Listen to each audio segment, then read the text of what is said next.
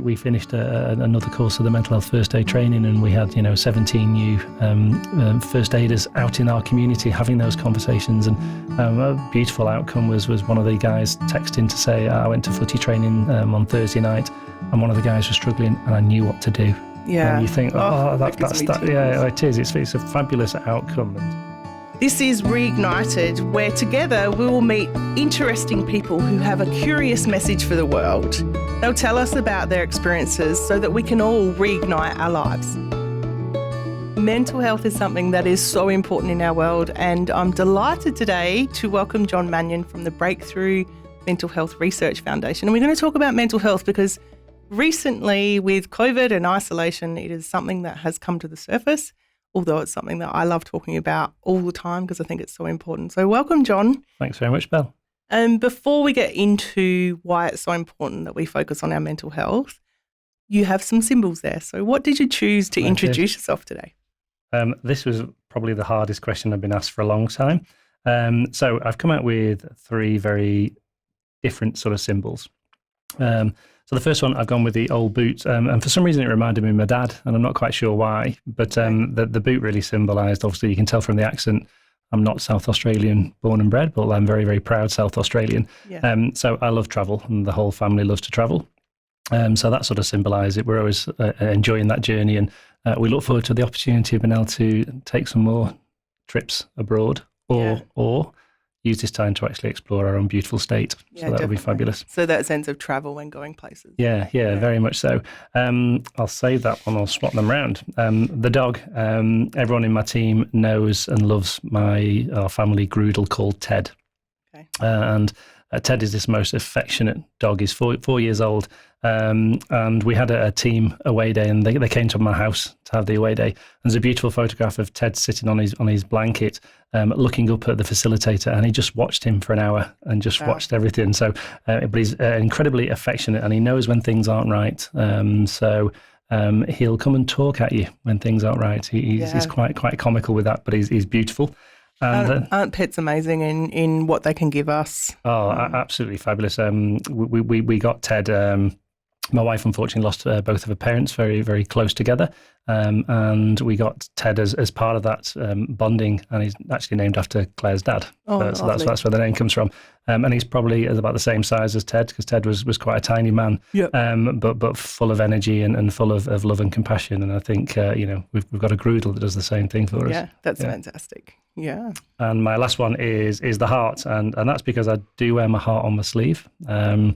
I love what I do. I'm incredibly passionate about it, and I'm now into chatting about this the other day. I'm now into 32 years of working in the mental health arena, and still feel as passionate about what I do now than when I did that very first day when I worked on a mental health ward in the northwest of England. So, and constantly learning about it. I think our hearts enable us to do that because it gets to look at things in a different way. Yeah, definitely. So isn't it interesting the symbols that you've chosen to introduce yourself are all related to mental health in some way? Either things that help you or remind you. But why are you so passionate about mental health? What is it about it?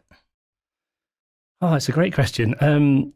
Believe it or not, when I was looking at what career I was going to go into, I nearly became a police officer. I was going through all the applications for the police and been accepted for my interviews, etc.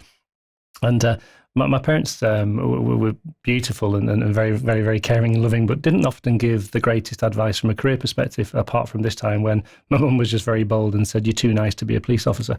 And so she just said, "Oh, you've got a great many other different skills. Look at something that you really truly believe in." And caring for people, connecting with people was something that was really important to me. But I didn't want to necessarily go in to be a general nurse. Not necessarily sure about the blood and the gore all that time. But I was really interested in people and what makes people who they are and how they think and how they act, etc. So I took the plunge and said, well, let's explore this mental health piece and what that might look like. And so, I went off and did my mental health nurse training. That then later went into doing my social work training, and then that then translated then into sort of like leadership.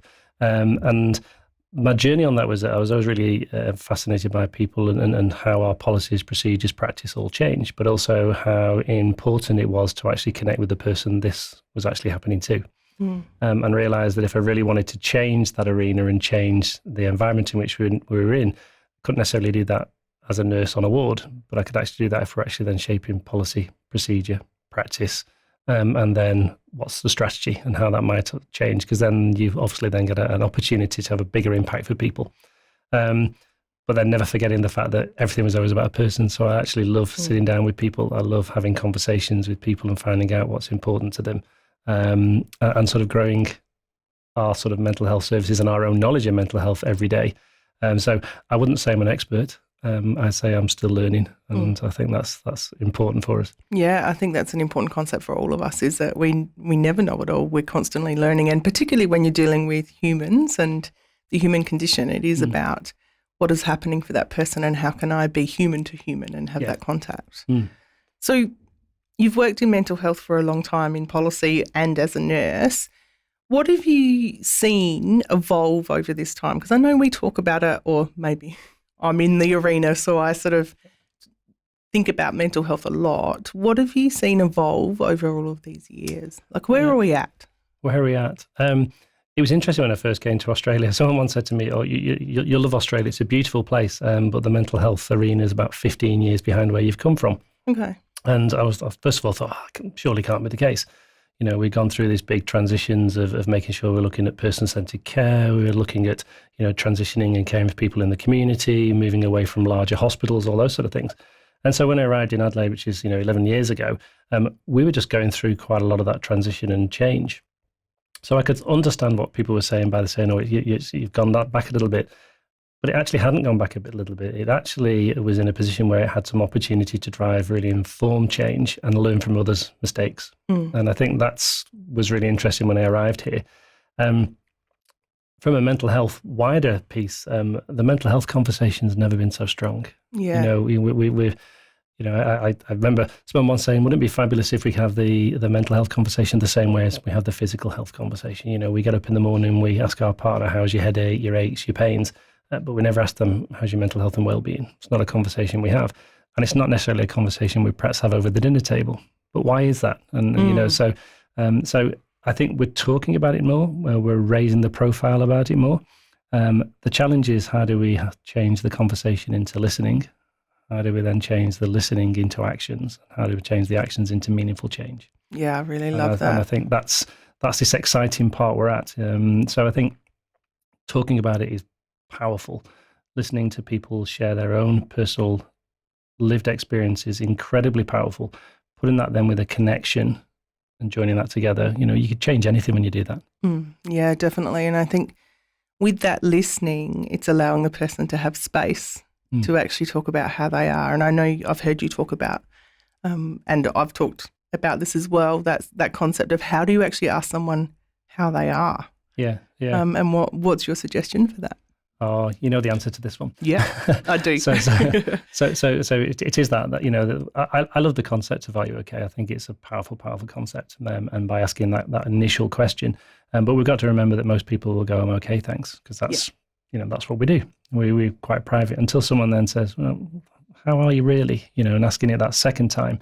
The second time we'll often get a different answer. Yeah. And it's that's often the time when someone realizes, actually, you're asking me because you actually are interested and you actually want to know the answer. Yeah.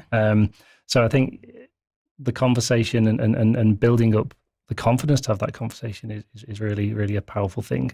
I think it's also, if someone opens up to you about their mental health challenge, I think that's quite an honour that you might have made someone feel safe enough to have that conversation. So it's really important that we just listen to what they're saying. It's not that we need to know all the answers, but the important part is people that feel connected. You have that compassionate approach to somebody, that you actually spend time and you stopped and listened to them.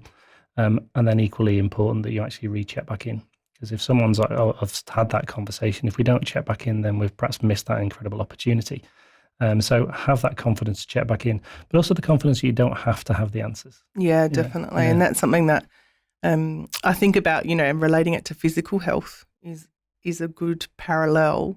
That thing of, if someone broke their leg, I might do a bit of first aid, but then I actually seek the help of the people who know how to mend that leg. Yes, yeah. And I think mental health is similar in that way, that sometimes when someone reveals to us that they're not okay, we feel like we need to fix it, yet there's other ways and other people that we can tap into as well. What's the key to listening, do you think? Because I love this concept and know how important it is to provide that space for people to be heard and for the person who's listening not to get in the way. Yeah. So I think the key to listening is stopping yourself asking too many questions. I always remember there was a gentleman I was looking after, and he was a young guy who actively heard voices. And I remember going and doing his home visits, and I'd ask the first question, how are you going today, Rich? And get no answer. And then I'd start to panic, thinking, I've got to fill that void, I've got to ask the next question. And then I go, what's the plan today? And he'd go, I'm fine, thanks, John. And so he basically answered the question prior to everyone I asked. Until the one day when I actually then plucked up the courage to say, Rich, what's happening? When I asked that question, there's a delay. And he said to me, I have to validate an answer with you with my voice. I have to argue. My voice will be saying not very nice things about you. And I will argue with it and say, John's always been there for me, or he's helped me do this. And then I could answer. And he said so I asked him then, do you have that with every conversation you have? And he said, yes. And I said, well, how hard is it for you to go to the shop then? Just to do those sort of tasks. And that was one of those light bulb moments where it actually said to me that if you ask a question, give the space to find the answer and let them have that answer. Don't bombard the next one. And part of that is because we feel uncomfortable. Yeah, definitely. So offer that time and listen. And then reflect that back as well to show you have actually been listening. And also, I remember that whole concept of, never trying to problem solve while you're listening to what someone's saying, because if you're trying to problem solve, you're actually not listening to what they're saying. So you're going to possibly miss something. Yeah. So how do you then just listen and then reflect and then ask another question that might help them? And then ask, how would you like me to help? Are there some things you'd like me to do with this? So it keeps that meaningful engagement going. Because people want to have the connection. People want to feel listened to and feel validated and feel loved. That's one of our basic human needs. The important part for me then is if you have had that conversation, then how do you then make sure you go back and don't not reconnect? So, and that's really hard because we all live in very, very busy lives. And there's been times when I've not gone back to people and I'm going, oh, I got that wrong. Oh, and you want to try and rebuild that relationship again. So get into that point where you can have a conversation with somebody, get someone to feel that they can trust you, have a conversation in a safe space, try and find somewhere where someone feels comfortable, and some of those conversations can be in the most bizarrest places. I remember a colleague telling me that she had a full-on mental health Thursday conversation while she was marking a player at football who she knew wasn't well. Yes. And they had this conversation, no one knew they had it, and they were doing it in the middle of a game. Yeah. And I think that's a really important thing, is that it doesn't have to be that big deal. I'm going to sit down on the couch and do a therapy session with you. It is actually the side-by-side stuff, or you're in a context and the window is there. Is to take that window. Yeah, very much so. And so some of those, I think I've done my best mental health conversations when I've been putting up a shelf in somebody's house, when I've been helping them do weed the garden, things like that.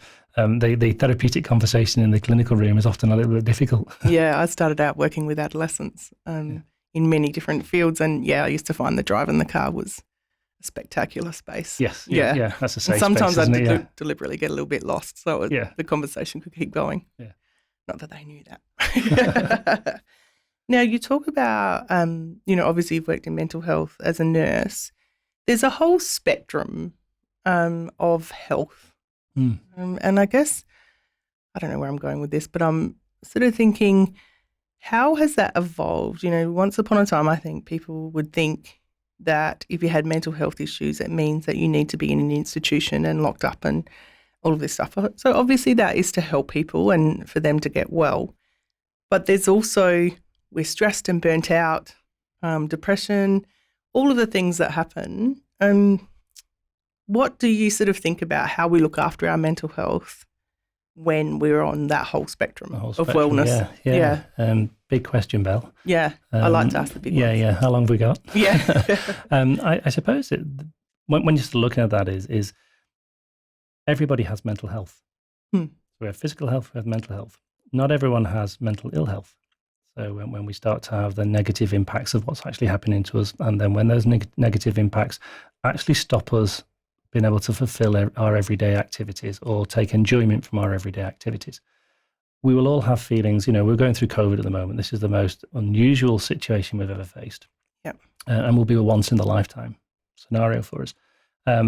So to feel sad, uncertain, frustrated, anxious, these are all normal feelings for what's actually happening to us at the moment.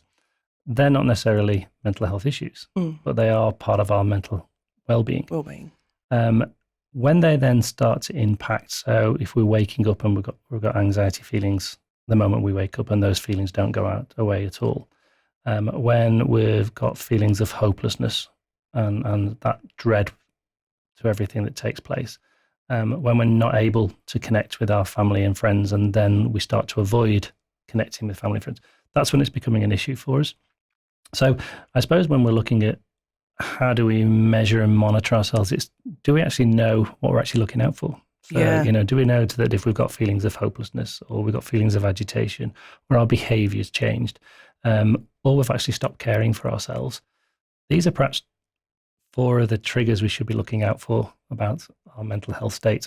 So if we know that knowledge and we know that they're becoming pressure points, and then we look at the behaviour that comes from them, so I've stopped connecting, I've stopped avoiding people, I'm not going out to the shop, etc., we now need to know that this is actually impacting who we are and what can we actually do about it, and then giving ourselves permission to do something about it. Because often we're quite tough on ourselves, aren't we? And we set very, very high standards on ourselves. But when was the last time you actually said, actually, it's actually okay to feel sad today?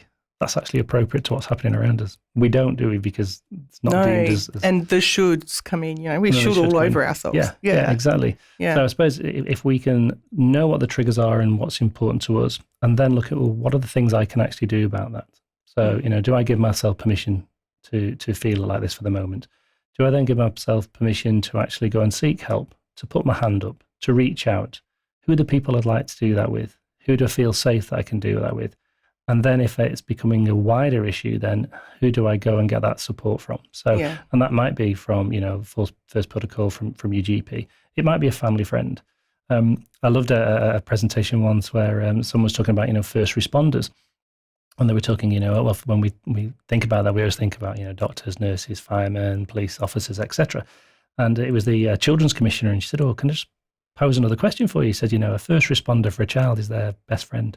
Yeah. So how do we then know who we can actually reach out to? If it's younger people and it's their friend in the playground, how do we give them the skills to have that conversation and not feel that it's a pressure point, but it actually becomes that normal?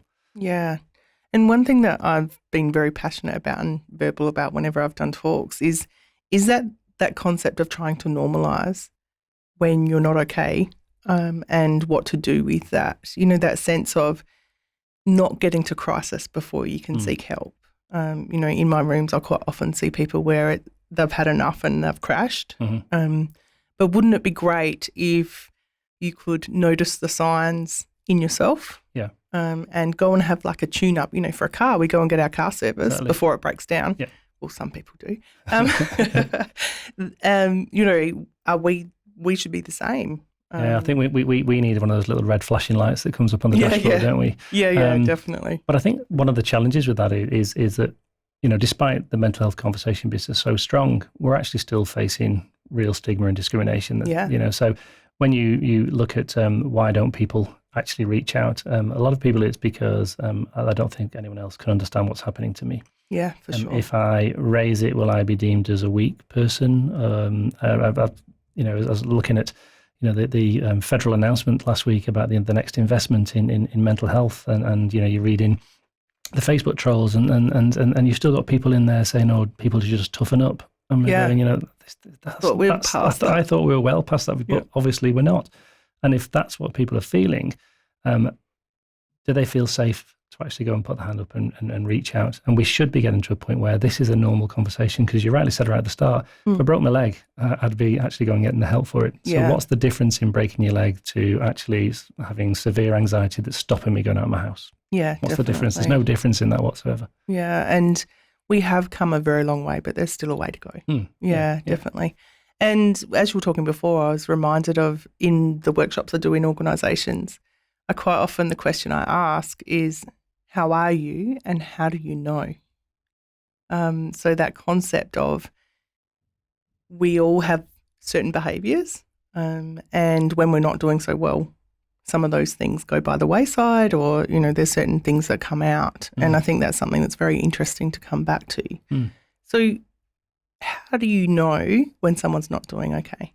Like, what do you think are some things to look at? The pinpoints, yeah. Well, the pinpoints is, first of all, we think about how we think about things. So what's our thoughts, what's our processings, our perceptions? So we got that feeling of hopelessness, that feeling that I'm not actually valued, or my point of view is not actually valid, that the way in which I'm thinking about my relationships with people and people don't want to be with me, etc. So have our thought processes altered or changed? Have our behaviours altered and changed? So are we seeing a change that would be my normal? So am I feeling more frustrated, more agitated? Have there been bouts of, aggressive outbursts, etc., which would be totally against how I would normally portray myself?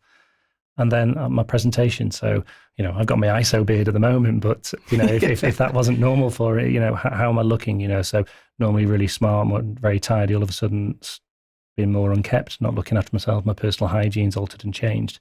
So we'll see changes in those sort of areas. And if you see that in one of your friends, then that's a good starting point for a conversation, just to say, how are you doing, Bella? I'm just a little bit worried, a bit concerned, because this isn't how you normally are. Is everything okay? Yeah. And then of course you'll say to me, of course I'm fine. I said, oh, okay, all right.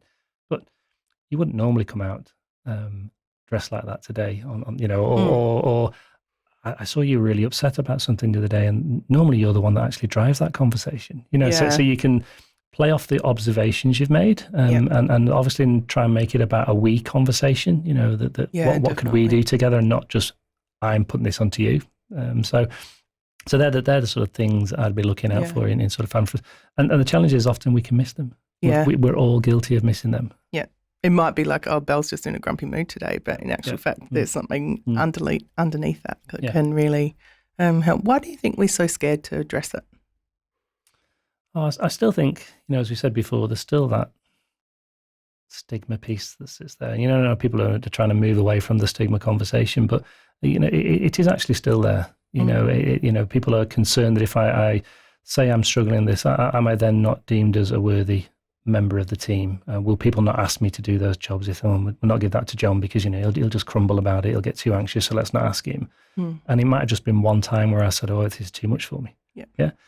So I still think that actually sits there. The repercussions of that, we have a whole set of frameworks that actually don't help people who are experiencing mental health challenges. You try and get travel insurance if you've had a mental health challenge. You try and get life insurance if you have that. So even those fundamental things that sit underneath it are still very, very complex for us. So I think people still have that. If I try and reach out, will I get the answer? There was a piece of research done by Movember where they actually asked a group of men in relation to, you've put your hand up and said you're experiencing mental health challenges. What was the outcome? I think it was 3 out of 5 said they wish they hadn't done it. Yeah. Wow. So that's still incredibly powerful. Because there's consequences? Because there's still consequences sitting there. Yeah. Wow. Yeah, that's something that you're part of a research foundation. Yes, so obviously you're looking into that. That sort of, how do we break that down and make it that there's not those consequences so people can actually seek the help that they need? And you've only got to look at that from, obviously the suicide rates and, the 8 Australians that lose their life to their mental health challenge every day, and 3/4 of those are men. So what is it that men don't feel safe to ask the question or put the hand up, or that the only way they can escape the trauma they're feeling is to escape their life? Yeah. So we still got, there's immense work being done in this arena and trying to drive that change and trying to break down the barriers and trying to look at the language that's used.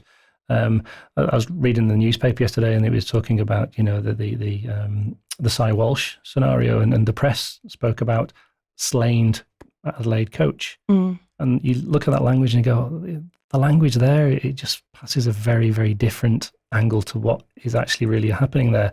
So I still think the way in which we talk about things and the way in which we challenge that, and how can you challenge that sort of language, I think that an important responsibility for us all to look at there. Yeah, definitely, and something that needs a lot more awareness and looking at. And I know I did a talk on Are You OK Day, and one of the things that people fed back to me was I talked about the suicide conversation, about whether someone's going to kill themselves or not, and how important it is to use clear, direct language rather than the comment of, you're not going to do anything silly, are you? Which leaves no room for them to actually talk about how they actually are. But I think language is a really important part of this conversation as well. Yeah, it is. And I think I always say to people, if you're going to have the mental health conversation, you know what, as difficult as it might be for you, it's probably more difficult for the person you're going to have it with. So let's break that down. Yeah. If you don't have it, or if you ask somebody how they're feeling and they go, I'm fine, thanks, the worst that's going to happen to you is you'll feel a bit embarrassed for asking it. But imagine though if something happened and you didn't ask it and how you would feel around that. And then that whole concept about asking outright and feeling confident to do that. We've gone from, many years ago when I first started, you don't ask that question because if you ask it, there's a risk you might actually put that thought into the mind. There's no evidence whatsoever that's actually going to happen. We know that's actually not the case. So it is about being clear, not being ambiguous with the language we actually use and feeling confident to do that. And so I think, we've got a long way to go, but we're having more people doing this, which is fabulous. We just finished, just before the COVID outbreak, we finished another course of the mental health first aid training, and we had, 17 new first aiders out in our community having those conversations. And a beautiful outcome was one of the guys texting to say, I went to footy training on Thursday night, and one of the guys was struggling, and I knew what to do. Yeah. And you think, it is. It's a fabulous outcome. And if we can roll that out and having more people feeling confident to have the mental health conversation, be it through an Are You OK, be it through mental health first aid, any way in which we're making the mental health conversation normal, then the outcomes are going to change for us. Yeah, because, your friends you're going around to your friend's house, and when they're not doing okay, you're the person who's there and you can have that conversation. Yeah, definitely. So during COVID, the Breakthrough Mental Health Research Foundation have talked about a concept called STREAM. Yeah. Would you like to talk to us a little bit about what does that mean? I will do. I knew you were going to ask that. Now I'm going to dread myself in case I get it wrong. So Breakthrough is aligned with Flinders University and also with SAMRI. And as one of the streams within the university is the Arama Institute for Mental Health and Wellbeing. And Professor Mike Kyrgios is the director. And Mike came up with the concept of STREAM, really to start to look at, and Mike's a psychologist, and he wanted to sort of look at, well, what are the things we can actually do and be mindful of during this period of time when it's a real change? We're going through, this whole concept of social isolation as people were viewing it as, and was it really a social isolation or was it actually a physical isolation to cope with a physical impact? Yeah, and for as long as I can remember, I think there's something in that universality that sort of worked for all of us, because it's like everyone's experiencing this on some level. And so there's an understanding of each other and what everyone's going through. Yeah, it was. In various degrees. Yeah, and I think Mike wanted to look at that. So he came up with STREAM. So you're going to test me now. So right, I've got it written down. You got it written down. I'll try and look over your cup. So the S stood then for the social networking. So what it was basically saying is, although we're actually changing our physical structure and moving ourselves away, that didn't mean that we actually disconnected socially. So look at ways in which we remain in connected. So through your phone calls, through your text messages, through your Zooms, your Teams, through your house parties. All of these are really, really important ways that we still remain connected. Because one of the biggest risks when we go through what we've occurred is that social isolation then can become a massive impact. And we already know, I think, when the South Australian Mental Health Commission went out to the community and asked them what's their challenge within the mental health arena, it didn't come back that our mental health services are broken. It said we're isolating. Yep. And we know the negative impact of isolation on mental health and well-being. So how do we remain connected? Then looking at the T was about your time out. You're now going to be spending more time with people that you probably haven't been spending a lot of time with because we're all going to work, etc. So how do you build in time out that in this new structure that you actually have, you have time out for yourself?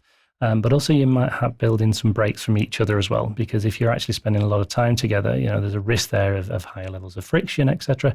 And then there was that concern that they're going to have that increase on sort of domestic violence, etc.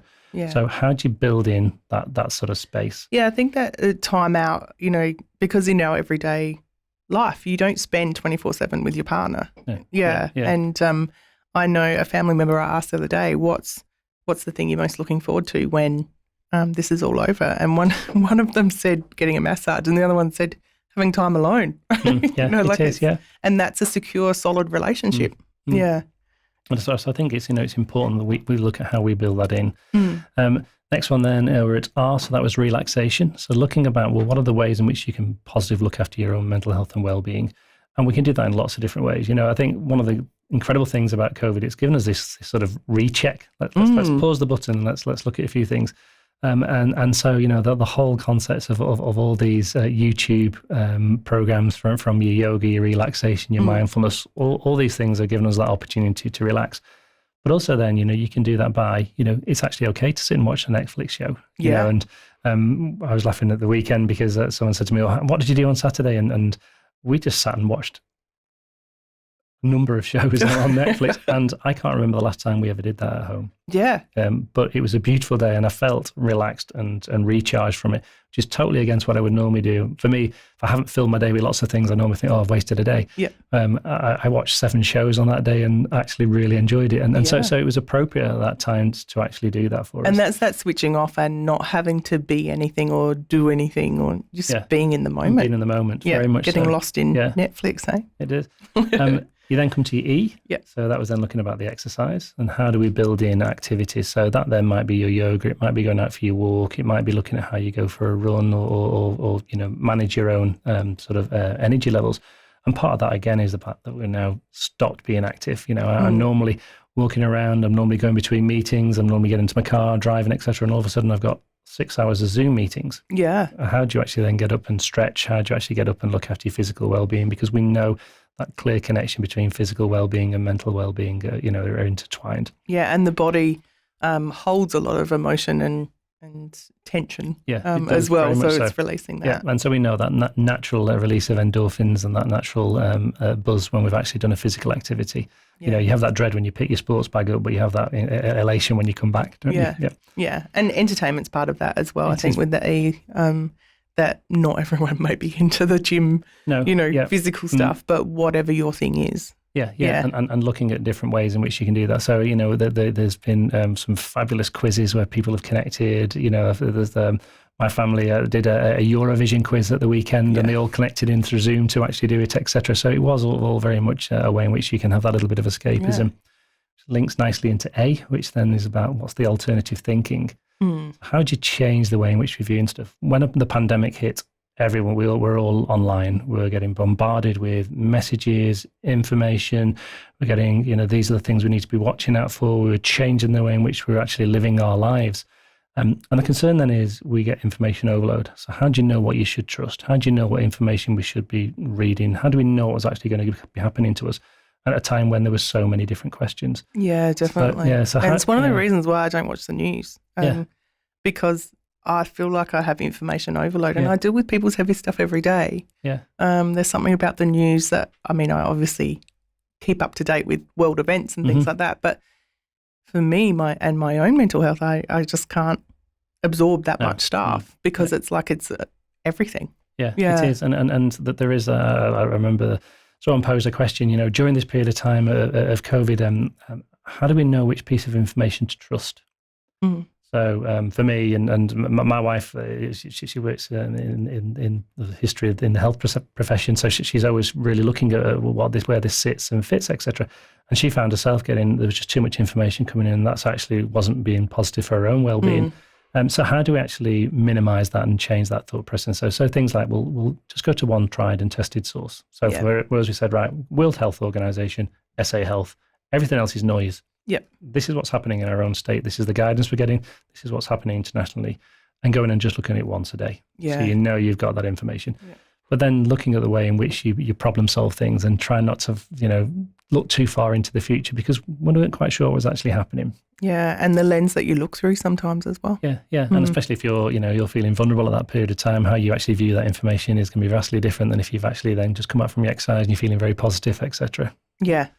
And then the M was then about mindfulness, but being mindful of others. So we need to be mindful of the way in which we might behave or act will actually have an impact on somebody else, especially if we're spending all this time in our homes. So how do we become that little bit more conscientious of our behaviour and the impact that might have on other people?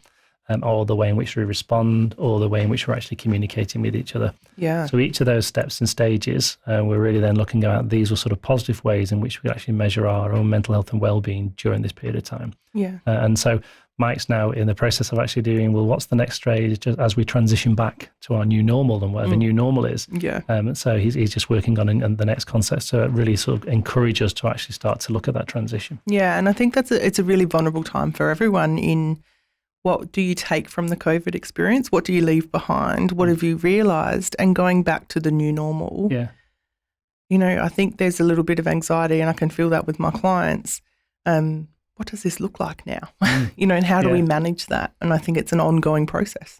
I think it is. It's I love the idea that someone said that Mother Nature had told us that we've all been naughty, you to go to your bedrooms and you're not allowed out once till you can behave again. And I love that idea that it's this sort of bit of a rain check. But it is that true point, isn't it? You know, we've got an opportunity to reset. In our rush to get back to normal, do we want to go back to working like we were, all the hours we were doing, the breakdown of relationships, the not having time for ourselves, etc.? Or can we use this time and say, well, actually, during COVID, I've actually done this. I've actually gone out for a daily walk. From my team, we've blocked in an 11 o'clock coffee. Do we want to keep that? And why did we do that? We did that because we actually realised we needed to connect and we needed to have a normal conversation, which we weren't able to have if we were all in the office together. And when I asked the team, well, when we start to return to work, what are the things we want to actually explore again? And they've all asked, can we keep the 11 o'clock coffee? Yeah, that's because so cool. That was important for them to connect.